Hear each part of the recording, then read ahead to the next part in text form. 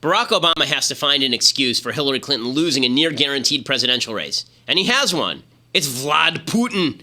White House spokesman Josh Earnest explained, quote, "You didn't need a security clearance to figure out who benefited from malicious Russian cyber activity. The president-elect didn't call it into question. He called on Russia to hack his opponent. He called on Russia to hack Secretary Clinton. So he certainly had a pretty good sense of whose side the cyber activity was coming down on. The last several weeks of the election were focused on a discussion of emails that had been hacked and leaked by the Russians. These were emails from the DNC and John Podesta, not from the RNC and Stephen Bannon. It was the president-elect who, over the course of the campaign, indicated he thought President Putin was a strong leader. The president-elect's team, his campaign, did not make any effort to obscure this." Unquote. Now, as I explained yesterday, Hillary didn't lose because of Vladimir Putin. She lost because she was an awful, terrible, horrible candidate that no one likes and wishes would go away, and because Barack Obama has devastated his party at every single level of government. But Obama has to find an excuse, aside from his own arrogance and Hillary's own incompetence, for the destruction of his legacy. And Putin is as good an excuse as any. But that's not the only excuse Obama has trotted out. He's trotted out fake news, pretending that a bunch of rubes reading false headlines on Facebook elevated Trump to the presidency. If only they'd paid attention to the real fake news distributed by the White House and members of the mainstream media, all would have been well. And of course, Obama thinks the legacy of racism is responsible for the backlash against his presidency. He was appearing with the execrable Trevor Noah, and he explained, quote, "We have by no means overcome the legacies of slavery and Jim Crow and colonialism and racism." Obama continued by stating he had handled the issue of race just beautifully. I mean, ignore the race riots and the DOJ targeting police departments and Obama making stupid comments about black people being shot by the cops. But he's a genius, and not everybody had appreciated that. He said, quote, "I don't think that trying to appeal to the better angels of our nature, as Lincoln put it, is somehow compromised." There are many reasons why Hillary Clinton lost, but Putin, fake news, and racism aren't among them. Barack Obama most definitely is. I'm Ben Shapiro. This is The Ben Shapiro Show. Alrighty, so here we are. We have a lot to get to today, but first we have to say hello to our friends over at Birch Gold. If you are interested in purchasing gold, if you're interested in purchasing precious metals, or moving your 401k or your IRA into gold without the tax consequences, you need to talk to my friends at Birch Gold. You can visit them at birchgold.com/Ben, A+ rating from the Better Business Bureau. If you're concerned about where the economy is going, if you're concerned about uncertainty, then it is imperative that you go and check out birchgold.com/Ben right now. They have a 16-page free kit that gives you all the information you need to know about investing in precious metals. And if you have questions, ask all your questions, and then put part of your portfolio into precious metals. Not all of it, but some of it should be in precious metals as a hedge against inflation and uncertainty in the markets.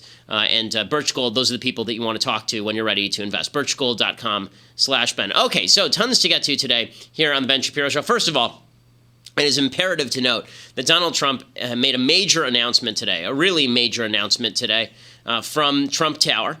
And he met with someone. This is an amazing story. This is clip. I think this is clip 3 here. He met with somebody who may be a member of his cabinet, may not be a member of his cabinet, but really an important meeting. Here's footage from Trump Tower this morning. Mr. Trump, Kanye, what did you guys discuss in your meeting today? Just friends, and he's a good man. Did you Doing discuss well. possible Long cabinet time. positions? We've been friends for a long time. What did you guys discuss? Life. We discussed You it. talked money in 2020. Do you think that's something you still want to do in light of this meeting? Kanye, are you considering performing? It's Kanye West, by the way, for people who are watching, who are listening to this later. Kanye, no comment about your meeting with the president-elect. This is the president-elect of the United States. Nothing to say? I just want to take a picture right now. Do you wish you were voting for him, Kanye? And then, I don't know what this was supposed to be, but it was weird. So Kanye West shows up. He wasn't the only one to show up, by the way. Apparently, Ray Lewis showed up also wearing his white suit. Ray Lewis, the linebacker for the Baltimore Ravens. He was wearing his white suit, which had Secret Service deeply concerned. Because last time Ray Lewis wore a white suit, somebody got stabbed to death. But he burned that white suit, so this is a different white suit.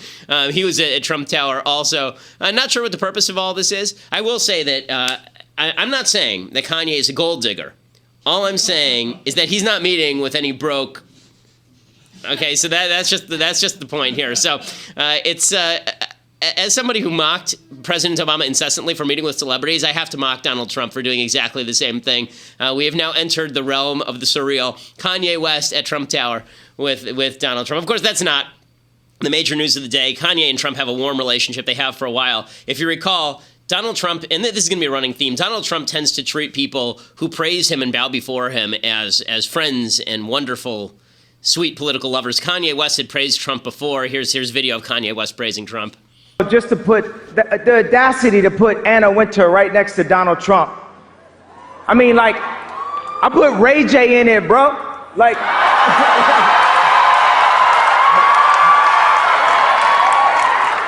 this is fame, bro. Like, I'm going to let you finish, but I have no idea what you're talking about. And then Trump praises Kanye, of course, because Kanye is a fan of Trump. Kanye West, you know what? I'll never say bad about him. You know why? Because he loves Trump. He loves Trump. He goes around saying, Trump is my all-time hero. He says it to everybody. So Kanye West, I love him. Now, maybe in a few years I'll have to run against him. I don't know, so I'll take that back.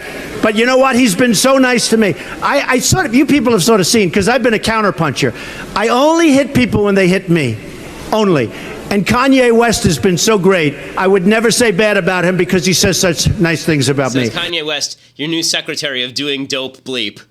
He's going to be doing some real dope bleep over at the White House. It is amazing. Speaking of people who he'll never say bad about because they say nice about him, Vladimir Putin, apparently, he's got nothing bad to say about that. So Donald Trump has rolled out his new Secretary of State nominee, the person he's picked. It's Exxon CEO Rex Tillerson. He was so excited about making America great again that he actually, in his announcement, he actually played the national anthem. It was really exciting.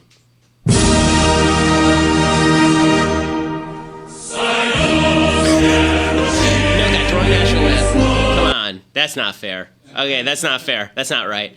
By the way, it is. I will say this about the Russian national anthem. It's pretty spectacular. This was the original USSR national anthem. Actually, originally it was the Internationale. Then it became this one, which is a great national anthem. And then they moved away from it. They used one that was written by a guy named Glinka, a very famous classical composer.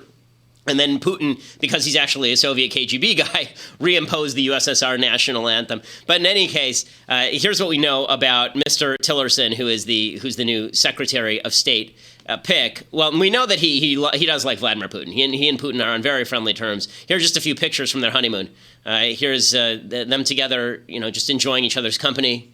And there they are looking longingly into one another's eyes at an ExxonMobil event. And here's them just shaking hands. And then here is when Vladimir Putin gave Rex Tillerson an engagement ring. It's actually just a medal, the Order of Friendship. Now, here's what I would like to say about Tillerson and Putin. The issue here is not Tillerson, okay? Tillerson was the head of ExxonMobil. ExxonMobil had business relationships in Russia. That's not super shocking. ExxonMobil has business relationships with a lot of terrible people. In 2011, they signed this very lucrative contract with Vladimir Putin, and then that contract was killed by the sanctions imposed by the Obama administration. So Tillerson has been very much against the Russian sanctions because it destroyed this contract that Exxon had with Vladimir Putin. Important to mention here, Vladimir Putin is legitimately one of the worst people on planet Earth, okay? He's not somebody that you want to play with. There are 3 separate presidents who have now tried to play footsie with Vladimir Putin, and 3 separate times Vladimir Putin has humiliated them by doing exactly what he wants to do, running roughshod into other countries, murdering people. In Syria right now, people backed by Vladimir Putin are murdering women and children. There are women who are committing suicide rather than be raped by Assad's forces in Aleppo. It is Putin who's standing behind Assad's forces. Putin's a very bad guy. And all these people who think that you're going to be able to use Vladimir Putin to your advantage. No, Vladimir Putin is not used by you, and he's not used by Trump. Vladimir Putin is a user. He is not the usee. Okay, it's not going to be Trump using Vladimir Putin to do his bidding. It's going to be Vladimir Putin doing what he wants to do, and Trump standing to the side letting him do it. So I'm not going to blame, Rex Tillerson for being the head of Exxon. I'm sure that a lot of heads of Exxon would have done exactly what Rex Tillerson did. I don't think he's a uniquely bad human being. I don't think he's a uniquely bad politician or anything. I do think that Donald Trump's decision to massage Vladimir Putin's ass for literally the entirety of this election cycle and now continuing forward, that should be troublesome to a lot of Republicans. Look, it should be troublesome that the Russians are so excited about this. There's a Russian MP who tweeted this out earlier today. His name is Alexei Pushkov, and he is a fellow who has said in the past that the Navy Yard shooting, if you remember in Washington, D.C. a few years back, the Navy Yard shooting, he said that was American exceptionalism, very anti-American guy. He celebrated the appointment of Tillerson because he's considered a Russian ally. And so, this is not good news for people who are hoping that Trump was going to moderate or not be Trump. Trump was only consistent about a couple of things during this campaign. One is he doesn't really like trade, and one is he really does like Vladimir Putin. You remember we played a montage yesterday of him talking about Putin all the way up to and including denying that Putin had ever killed journalists, which is not true, him denying that Putin was a human rights violator. America's violated human rights too. He's been very, very much in Putin's corner. Obviously, his former campaign manager, Paul Manafort, was so much in Putin's corner that he was being investigated by the FBI. So this has not changed. It's disquieting. This isn't about Tillerson. It's about Trump.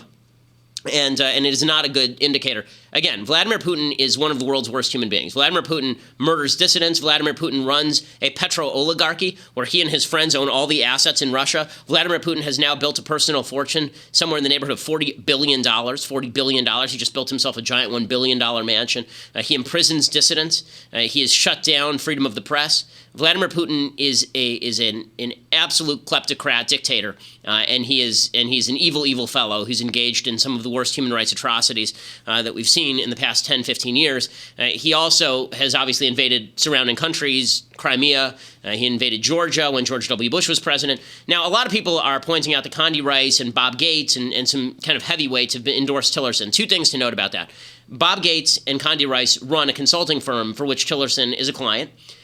Dick Cheney has praised Tillerson. He is not somebody who presumably has business interests directly with Tillerson. James Baker, who actually works with Putin very closely, has praised Tillerson. Again, I'm not saying Tillerson's a bad guy. I'm not even saying that Tillerson is, anti-American or has Putin's best interests at heart or any of that. What I am saying is the only thing that Trump knows about him, and the only thing anybody knows about him on foreign policy is that he's super tight with Putin, and that was the reason why Trump picked him in the first place. And that is disturbing. That should be disturbing to anybody who cares about this sort of stuff. Again, Vladimir Putin's a very, very bad guy, and it is disturbing to me how many Republicans are willing to embrace this just because it's Trump doing it. You can call hypocrisy on Democrats, and I'm happy to do that. We'll talk about that in a second. Democrats are hypocrites about Russia, but so are Republicans. I mean, you really don't get to claim that you are anti-Putin if you're then going to sit around claiming that Donald Trump is doing wonders by siding with Putin. We'll get to that in just a second. By the way, Tillerson also has a pretty checkered record with regard to things like global warming, which does make a difference. It was John Kerry negotiating global warming treaties while he was Secretary of State under Barack Obama. Tillerson embraces the notion that man is creating global warming. He's actually even embraced a carbon tax. Here's what he had to say about it recently. Clearly, there's going to be an impact. So I'm not disputing that increasing CO2 emissions in the atmosphere is going to have an impact. It'll have a warming impact. The how large it is what is very hard for anyone to predict. And depending on how large it is, then projects how dire the consequences are. He's come out in favor of a carbon tax as well, a cap and trade, which is the Al Gore program. So all these people who are very excited about Scott Pruitt understand that the Secretary of State does not agree with Scott Pruitt on global warming. Or it's possible to read it as he was saying what he had to say because he was head of ExxonMobil, but we don't know the answer to that right now. So we'll leave that one on the table. Okay, so normally, if a major head of an oil company whose main foreign policy experience was being best friends with Vladimir Putin was nominated, you would think Republicans might oppose this. Well, you'd be wrong. Here's Paul Ryan's response. Paul Ryan said, "Congratulations to Rex Tillerson, a proven leader and person of enormous accomplishment." Mitch McConnell also praised Rex Tillerson. He said, "I look forward to supporting his nomination." So forget about, actually having the hearings and determining what his views are. He looks forward to supporting his nomination. And it is fascinating to watch as people do this. Now, I think the motivation here is that there are a lot of people in Congress, Republicans in Congress, who think that if they are really, really nice to Donald Trump, if they give him everything that he wants, he'll be nice to them. So I don't know what Paul Ryan is. I think Paul Ryan is actually delusional at this point about Trump. I think he thinks if I'm really nice to Donald Trump, if I give him all the things he wants, then Donald Trump will do entitlement reform. Has Paul Ryan learned nothing? Not going to happen. Donald Trump is going to do what Donald Trump wants to do. Newt Gingrich, who's just become the pseudo-intellectual shill for Trumpism, he did a lecture at Heritage Foundation today that was called The Principles of Trumpism, which is a new one. I wasn't aware there were any principles of Trumpism other than what Donald Trump feels like this morning. The first principle of Trumpism, according to Newt Gingrich, is praise Trump to the skies and then up your speaker's fee based on that. But he gave a speech about principles of Trumpism, and he called Trump a grizzly bear who basically, if you get his attention, is going to claw off your face. He compared him to the grizzly bear from The Revenant. I guess that we've yet to see whether there was some sort of rape that went on with Leonardo DiCaprio, a bear rape that went on with Leonardo DiCaprio when DiCaprio visited Trump Tower. But the idea that you're going to control Trump is just, this is such an illusion, and it's something that I think McConnell and Ryan are both engaging in. This idea that if you're nice to him, he's going to give you what you want. Not unless he already has a predilection toward you. And this is the caveat. He said earlier about Kanye West, Kanye's been nice to me. so I'll be nice to him. Right, because he doesn't lose anything. Putin is nice to him, so he's nice to Putin. Right, because Donald Trump is the kind of guy who is attracted to power and thinks power is attractive, and so he likes the fact that Putin is strong like bull. So of course he's going to be okay with Vladimir Putin. But that doesn't mean he's going to start green-lighting entitlement reform, which he's opposed the entire way through. He thinks entitlement reform is a political disaster. He's not going to back Paul Ryan's play on that. Republicans keep going along to get along. That's going to have consequences because all you're doing is convincing people that Trump is right where he's wrong, and then he's just going to screw you anyway. Right, as Mitt Romney found out, Mitt Romney put out a statement, and he's not Secretary of State, obviously, and Mitt Romney put out this little statement about not being Secretary of State. Here's what it said. This is 11. It says, quote, "It was an honor to have been considered for Secretary of State of our great country. My discussions with President-elect Trump have been both enjoyable and enlightening. I have very high hopes that the new administration will lead the nation to greater strength, prosperity, and peace. I also hope that this administration will do all of those things. Also, this was shortly after King Joffrey Baratheon Trump I beheaded Ned Stark. Listen, I said it at the time, right? We actually played a clip from Game of Thrones of this happening. Romney's head now decorates the gates at King's Landing. So, too bad for him. Meanwhile, Reince Priebus is making overtures toward Trumpism on this, and his defenses of Trump and Russia are not particularly good. Here's what he had to say. Well, what he said was that the sanctions were ineffective, but the reason they were ineffective was that they weren't being enforced. And so his point was, unless you're going to enforce these sanctions, they're not effective. And people are looking at the first part of that statement and not the second. Look, I know where Rex Tillerson is on this. He believes that sanctions and the threat of sanctions are an important part of international strategy and diplomacy, and so he's not against sanctions. I just want to assure you of that. But what he is against is setting up sanctions that aren't enforced. Okay, so that's not true. Tillerson has said he was against the Russian sanctions.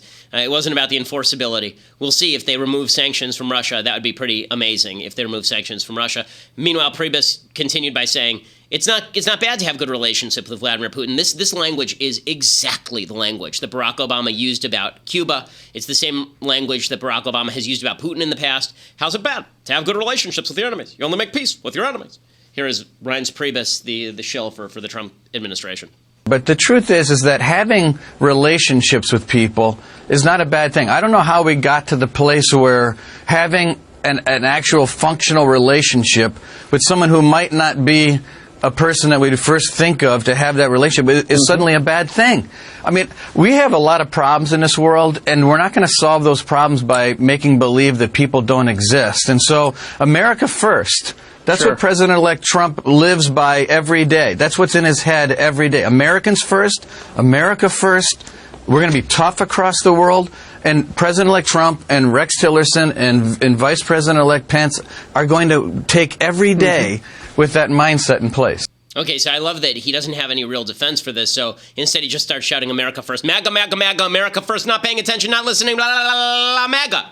Okay, yes, I understand MAGA. Okay, this doesn't have anything to do with America first. The question is, how close are you supposed to be to one of the worst dictators on planet Earth? Marco Rubio gets this right. Here's Rubio's statement about Tillerson. He says, quote, "While Rex Tillerson is a respected businessman, I have serious concerns about his nomination. The next Secretary of State must be someone who views the world with moral clarity, is free of potential conflicts of interest, has a clear sense of America's interests, and will be a forceful advocate for America's foreign policy goals to the president within the administration and on the world stage. I look forward to learning more about his records and his views. I will do my part to ensure he receives a full and fair hearing, et cetera, et cetera." That's basically the tactic that a lot of these people should be taking, but that is not the tactic that a lot of people are taking. Instead, everybody is just ignoring serious questions that ought to be asked about Russia and Vladimir Putin and what he's doing in favor of sort of partisan breakdowns. And we'll get to more of that in just a bit. Plus, Democrats overreacting because they can't help themselves. It is amazing. Every landmine they have to jump on with both feet. Every rake must be stepped on. All of them. Every rake in creation. We'll get to all of that, but you have to subscribe at Daily Wire to see it. You can listen, of course, later on iTunes or SoundCloud, but dailywire.com to subscribe. $8 a month. Annual subscription gets you a free copy of my book, True Allegiance, signed by me. And we have lots of goodies coming at the Daily Wire store, which is going to be opening up pretty soon. Discounts are available for subscribers, of course. Plus, we're going to deconstruct the culture a little bit later, which is going to be a lot of fun. But check it out at dailywire.com. We are the largest conservative podcast on the internet.